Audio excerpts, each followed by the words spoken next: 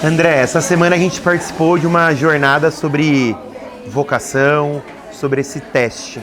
Como foi para você poder passar essa semana inteira e fazer várias meditações e meditar mais sobre esse assunto? O que passou na sua mente, o que passou no seu coração e nesses diversos lugares que a gente foi andando que nos ajudaram a entender e aprofundar mais esse assunto? Eu acho que agora tem cerca de 7 anos que no Centro Cristão de Estudos, via Vocatio, a gente reflete sobre esse tema. Eu acho que para mim continua sendo um processo, um aprendizado, sabe? Às vezes tem aspectos que são mais simples, como a gente mencionou, quando é uma tarefa que vai socorrer imediatamente alguém ou de encontro a uma necessidade mais urgente de alguém. Mas tem tarefas que, pela repetitividade, ou pelo lado mais burocrático, ou pela simplicidade, lavar a louça no final do dia, quando você já está cansado, em que é difícil, não é automático ainda, não foi 100% internalizado, como uma memória no músculo, assim, de que isso também é importante, isso também é sagrado. Então, revisitar esses temas, eles sempre me ajudam a perceber isso ao longo dessa semana, voltar a olhar para as tarefas que às vezes são chatas ou parecem indignas, ou mesmo as interrupções, uma ligação que vem na hora que você não está esperando, ou os filhos, o que poderia ser visto como uma interrupção, ou talvez como uma oportunidade, sabe? Expectativa que me vem, pessoal, e aí que eu estendo para quem ouvir a gente, é que conversar sobre isso, ouvir sobre isso e pensar sobre isso, mais uma vez me ajuda a renovar o compromisso de viver a vocação em todos esses aspectos. Você falou que faz mais ou menos 7 anos que você tem aprofundado nesse texto. Por que você resolveu gravar sobre isso? Por que você resolveu sublinhar mais uma vez? Você acha que esse assunto é importante hoje e para essa geração? Faz cerca de 7 anos que no Centro Cristão de Estudos eu estou envolvido no projeto do Vocatio, que tem esse lema de integração da fé com o trabalho. Então, Vocatio é a expressão em latim para vocação, né? Então a gente recebe diferentes professores de diferentes áreas, profissionais ou tradições eclesiásticas, para eles abordarem isso. Assim. Para mim, continua sendo um dos assuntos mais urgentes para a minha vida pessoal e para a vida da maior parte dos discípulos de Jesus que eu conheço. Assim. Infelizmente é frequente demais essa distinção entre o secular e o sagrado, como se a vocação do missionário transcultural fosse especial, o chamado do pastor, da pastora fosse mais especial e Deus não quisesse nada ou quisesse menos de quem trabalha no restaurante, de quem ajuda a administrar um negócio, de quem trabalha como servidor público, ou está num trabalho com artes, com educação, ou qualquer área que seja, sabe? Acho que a gente mencionou em algum momento, durante as gravações, assim, quando eu penso na vida de Jesus, a gente sabe muito sobre o ministério público dele, o ministério eclesiástico dele, mas ele ficou muito mais tempo na carpintaria. Se ele teve um ministério público de 3 anos, ele ficou pelo menos 18, dos 12 aos 30, na carpintaria, assim. E Jesus não era menos santo e não era menos digno diante de Deus Pai quando ele estava na carpintaria. Não faz sentido pensar isso, assim. O ministério público dele foi sustentado por pessoas que tinham outras fontes de renda, tinham outros trabalhos. Então eu acho que a gente precisa resgatar o aspecto sagrado, resgatar a dimensão missionária, missional, ministerial, vocacional, de quem está trabalhando com outras vocações, que não as eclesiásticas, as pastorais. No primeiro dia, você falou sobre vocação, que Jesus nos convida. A gente tem um convite de Jesus. Mas você falou também que tem outras vozes que estão nos convidando, que existem outros convites. Você acredita que o que tem distraído essa geração? Quais são os outros convites que se misturam à voz de Jesus hoje? Essa pergunta é excelente. O Ricardo fala que parte essencial da espiritualidade cristã é saber distinguir a voz de Deus das outras vozes no deserto. Né? Aquela imagem de Jesus na tentação e o diabo questiona se ele é ou não é o filho amado, questiona a voz do Jordão. eu acho que tem várias outras vocações, várias outras vozes rivais, assim. Então, acho que uma que continua muito forte, recebe um grande destaque nas escrituras, ou seja, tem pelo menos uns 2000 anos, que é um rival muito grande, é o dinheiro. Atender o chamado do dinheiro, simplesmente acumular cada vez mais, lucrar cada vez mais, ter cada vez mais, encher os meus celeiros e falar, agora eu me basto, não preciso fazer mais nada, continua sendo uma voz rival que fala muito alto. Acho que outra voz que vem crescendo como uma tentação pra gente é o discurso de ouvir a si mesmo, o discurso de se autodescobrir, se autoencontrar, se autoafirmar, se autoconhecer. Então é um chamado da autenticidade. Eu quero ser sempre a melhor versão de mim mesmo, mas esse não é um critério de Deus,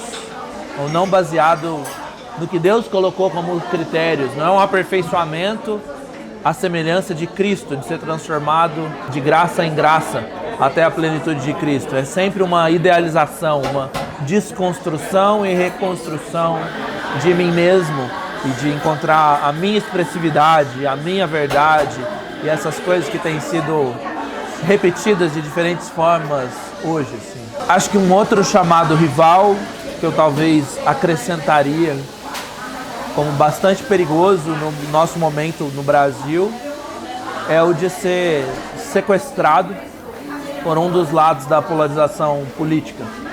Muitas vezes, de uma maneira meio sincrética, misturando o evangelho com a esquerda ou a direita, o evangelho com o progressismo ou com o conservadorismo.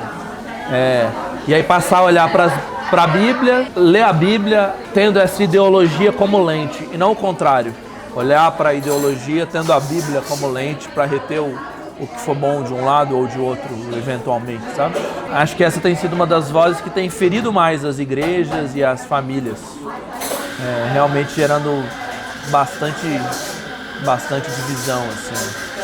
Mas eu diria que tem inúmeras vozes dentro de cada um de nós tem inúmeras vozes, né? Permitir que Jesus seja o rei que põe o meu coração em ordem, e não a minha função de pai, a minha função de pastor, a minha função de arquiteto ou artista, a minha função de estudante, pesquisador, ou todo mundo tem essas várias funções e frequentemente a gente fica numa guerra interna, né? Sobre quem que a gente vai ouvir mais, que responsabilidade a gente vai cumprir antes, assim. Acho que a gente precisa de Jesus, inclusive, para silenciar as nossas próprias vozes, assim. Não silenciar, mas para harmonizar e acalmar as nossas próprias vozes. Assim. No meio da nossa jornada, você fala sobre identidade, você fala sobre aquele que nos chamou, mas você fala sobre quem nós somos e o que nós fazemos. Que momento que você percebeu que vocação e discipulado são coisas inseparáveis? É isso mesmo que você quis dizer? Que é impossível a gente falar de vocação e aceitar o convite de Jesus sem saber ou decidir que isso vai estar ligado com o discipulado, é uma jornada. Foi isso mesmo que eu quis dizer. Acho que vocação e discipulado são completamente amarrados a ponto de se tornar inseparáveis. Vamos imaginar que você se sentisse apto para jogar basquete, que você se sentisse chamado para jogar basquete, se fosse sua ocupação. Você com certeza teria os seus atletas que são suas referências. Talvez se olhasse para um Marcelinho Huertas, para um LeBron James, para o Oscar Schmidt, um Stephen Curry e falar, eu quero ser um jogador de basquete igual esses caras são. Você ia tentar desenvolver as mesmas habilidades deles. Para isso, você provavelmente ia adotar os treinos que eles adotam, as dietas, os ciclos de trabalho e descanso que eles fazem. Ou se você fosse um artista, você ia ter as escolas, os artistas, pintores, escultores, músicos, que são suas referências, você ia estudar eles, aprender as músicas deles, saber repeti-las até absorver e isso começar a ser parte do seu estilo. Eu acho que isso é verdade em qualquer profissão. Os investidores fazem isso, eles estudam as escolas de investimento. Os políticos fazem isso e estudam as pessoas que promoveram reformas sociais, mudanças na vida pública, assim. Então a gente sempre tem referências e a gente dá passos para se tornar parecido com essas referências. Isso é verdade inclusive na vida familiar, assim, se você teve um bom pai, você tenta imitar os comportamentos que você julga serem bons do seu pai, do seu avô. E se você teve uma experiência ruim, você ainda assim é uma referência a ser evitada. Então você procura em outras pessoas referências. Então, seja na vocação familiar para ser um pai, uma mãe, um filho, seja na vocação profissional ou até mesmo nos hobbies que a gente começa a levar mais a sério, a gente elege referências e a gente começa a imitá-las, porque a gente quer parecer com essas pessoas.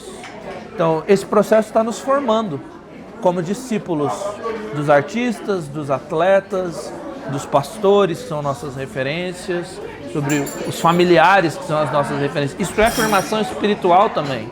Então, nesse sentido, atender uma vocação é sempre um discipulado, quer a gente esteja consciente, quer não. Para você, se você pudesse escolher um só, ou uma história bíblica, ou um versículo que ia te ajudar a traduzir o que você tem aprendido de vocação e aquilo que você tem ensinado de vocação, qual seria o versículo ou a história bíblica que te ajuda a traduzir aquilo que você quer ensinar? Poxa, um só é bem complicado, hein? Se pudesse ficar com um do Antigo Testamento e um do Novo Testamento, já facilitava bem. Assim. Mas vou ficar com o Novo Testamento, vou ficar com Paulo. Filipenses 3 tem uma expressão de Paulo que ele fala que ele foi conquistado por Jesus e agora ele quer conquistar Jesus também. Ele foi alvo da salvação e agora ele quer fazer todo o esforço dele para se apropriar dessa salvação e da vida que Jesus está oferecendo. E aí ele fala que considera todo o currículo terreno dele como esterco e ele corre para um alvo.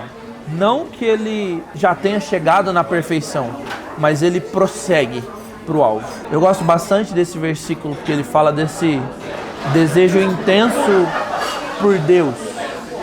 E tem um intérprete da tradição, o Gregório de Nyssa, que ele fala da epectasis, a eterna progressão em Deus. Ele fala que uma vez que Deus é eterno e infinito e nós somos criaturas, somos limitados, a gente vai sempre crescer em Deus. A gente vai sempre se surpreender e se satisfazer mais. E querer saber mais e mais e mais. A gente sempre vai estar satisfeito, porque Deus nos satisfaz.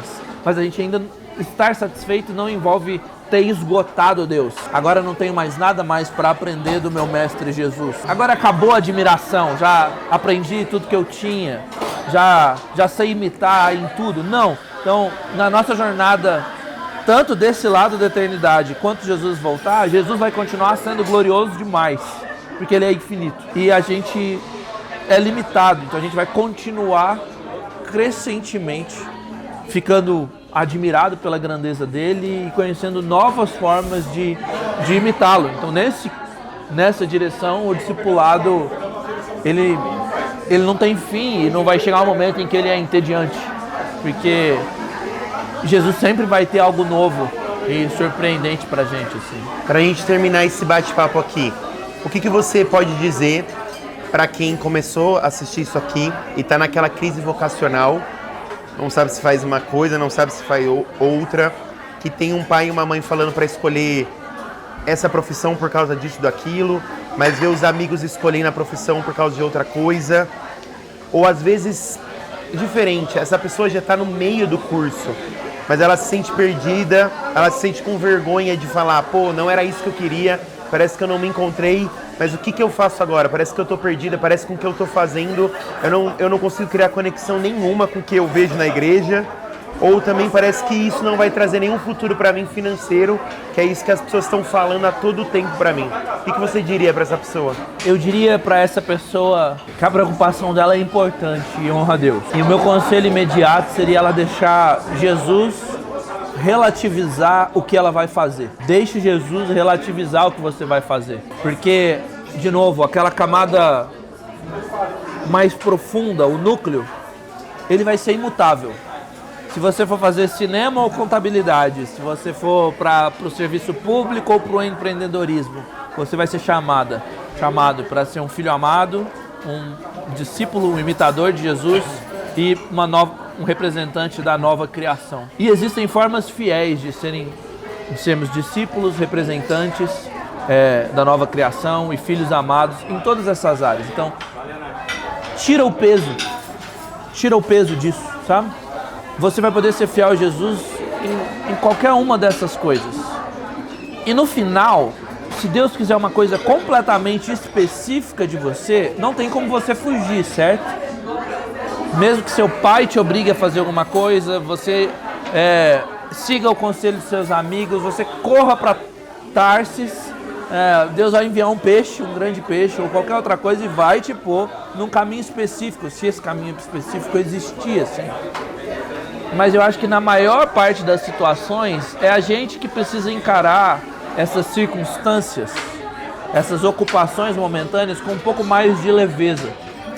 Então, 1 Coríntios 7, Paulo olha para as pessoas que eram livres, que eram senhores, que eram os pater famílias da sociedade, e fala assim, eles são livres na sociedade, mas eles são escravos de Deus.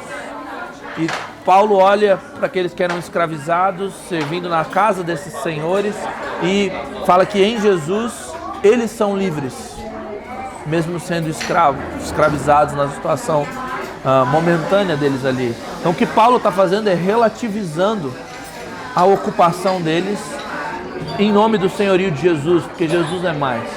Eu diria que fica tranquilo, se você está com o coração certo em buscar honrar a Deus, testa. Para a maior parte de nós, dê tempo ao tempo, experimenta diferentes coisas, estuda diferentes coisas. Tá tudo bem se você resolver fazer uma transição. Tá tudo bem se você testar aquela coisa e depois voltar. Tá tudo bem se por um momento de necessidade familiar, pessoal, financeira, você deixa de fazer aquilo que parece ser um grande sonho, porque você quer assumir a responsabilidade de honrar com os seus gastos, de cuidar com a sua família e tudo mais. Eu diria para a pessoa encarar essas coisas com um pouco mais de leveza e não absolutizar a profissão. Absolutiza outras coisas. Absolutiza o amor de Deus por você como filho amado, como filha amada. Absolutiza o desejo de imitar Jesus, no caráter de Jesus, independente do que você está fazendo, se é servindo um café, se é governando o país. Absolutiza essa expectativa da nova criação, de que Deus vai redimir, vai reconciliar todas as coisas, e um dia isso vai ser pleno, inclusive essa crise profissional que você está vivendo agora, assim. Mas eu acho que o peso maior precisa estar na camada mais funda, na camada que não muda, e não nas circunstâncias. A circunstância merece muita nossa atenção, mas o peso maior precisa estar sempre naquilo que é mais profundo, porque é isso que vai garantir a nossa liberdade, inclusive para mudar de profissão ou de área, ou para testar outras coisas, a propor inovações, inclusive para errar eventualmente, porque é bem possível que como seres humanos a gente erre com as melhores das intenções de vez em quando. André, obrigado pela essa semana que a gente pôde refletir e ouvir mais de você sobre esse assunto. E para quem te ouviu, quer buscar mais conteúdo que você fala sobre esse assunto, qual que é o seu Instagram? Como que a pessoa se envolve no CCE? O que o CCE oferece para que a pessoa possa buscar mais? E eu te pedi também para você deixar uma recomendação de livro. O que essa pessoa que viu tudo isso fala, cara, vai lá buscar esse livro, que é uma pessoa que me ajuda. Então, se você puder encerrar falando aí como é que a pessoa te encontra, o CCE, e qual é o livro que essa pessoa pode ler. Nas redes sociais, eu tô como @AndréGope, Gope de Gomes e Pereira, @AndréGope. Você pode seguir o @Centro Cristão de Estudos nas diferentes plataformas. O CCE, Centro Cristão de Estudos, é uma organização com base aqui em Brasília que busca oferecer formação bíblica e teológica para as vocações não eclesiásticas. Nós agradecemos a Deus pelos seminários que formam pastores e missionários, mas a gente está interessado em ajudar os advogados, os servidores públicos, os artistas, os donos de casa, as médicas, as empreendedoras, a integrarem a sua fé com o seu trabalho. A gente faz isso por meio de programas de formação espiritual e programas de integração da fé com o trabalho. Os cursos são sempre divulgados nas nossas plataformas, redes sociais. Você pode acompanhar por lá. Se você está começando a estudar isso, está buscando promover uma integração nisso, se você acompanhou essa semana e quer se aprofundar no assunto, a minha dica de leitura para você é um livro do professor Bernardo Shaw, chamado Trabalho, Propósito e Descanso. O livro é fruto de um curso que ele deu com a gente no Vocatio, no Centro Cristão de Estudos, onde ele fala da experiência de Ruth na Bíblia. Ruth é um dos livros mais comuns da Bíblia.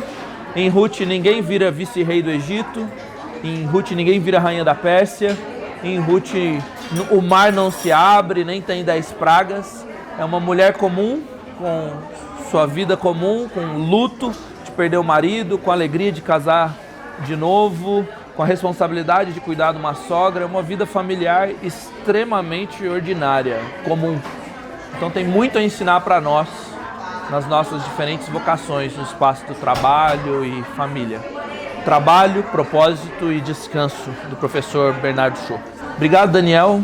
Alegria estar com vocês. Obrigado, Murilo, pessoal da RTM, do Mesa, pelo convite, pela oportunidade.